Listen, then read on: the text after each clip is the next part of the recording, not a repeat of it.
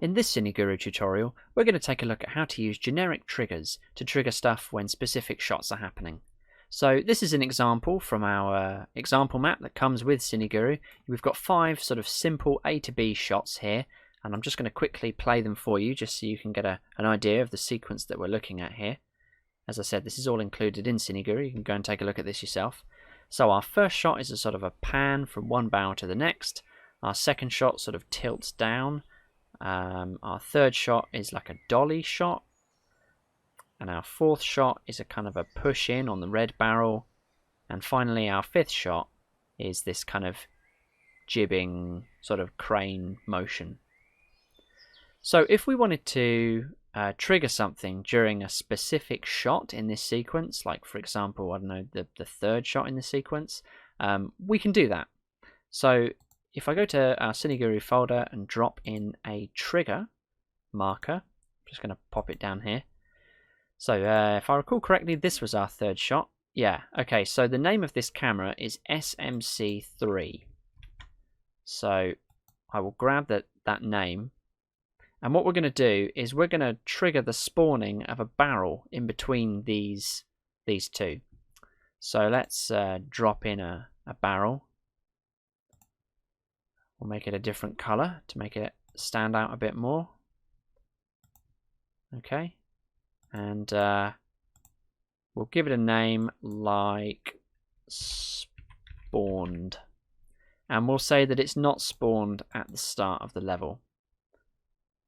And you may have done this before with other techniques in Game Guru, like trigger zones, where entities that aren't spawned at the beginning of the level, you enter the trigger zone and you use the if used field of the zone to spawn these in.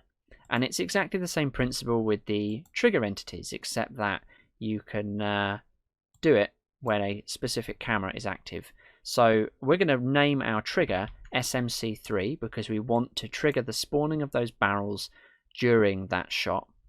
And we can also set a delay, so I'll set a 1 second delay. So when the camera that's called SMC3 is activated, SMC3 is activated after a 1 second pause, whatever's in the if used command is going to get activated, and so we called our barrel spawned.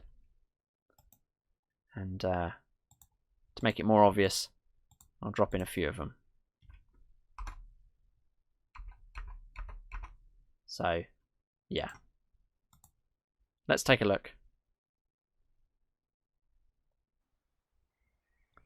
So we'll start our sequence. So there's our first shot and our second shot, and then look out for our third shot. 1 second in, we should get a load of barrels spawning in. There we go, one after another. They don't all spawn in at exactly the same time, so it does work best if you're just spawning one thing at a time. There is a slight gap, but you can use it to spawn multiple entities if you wish. And you can use this for anything really. You can use generic triggers in all sorts of different ways. You can use it to open doors, you can use it to, do all sorts of different things. And this example map that comes with CineGuru does give you some examples of how you can use triggers to do different things. So we've got one where we destroy a barrel on cue. So there's a script included with CineGuru. It's not actually a kind of a cinematic script, it's just for the purposes of this example. Very simple script. When activated, the entity that's running the script gets destroyed. So what happens is we enter this trigger zone, the camera is activated, and this trigger says that when that camera is activated, after a short delay, destroy this barrel. And being an explodable barrel, it explodes. So go and have a look at that and see how they work. So generic triggers are really useful for spawning all sorts of different things in your levels during cinematics.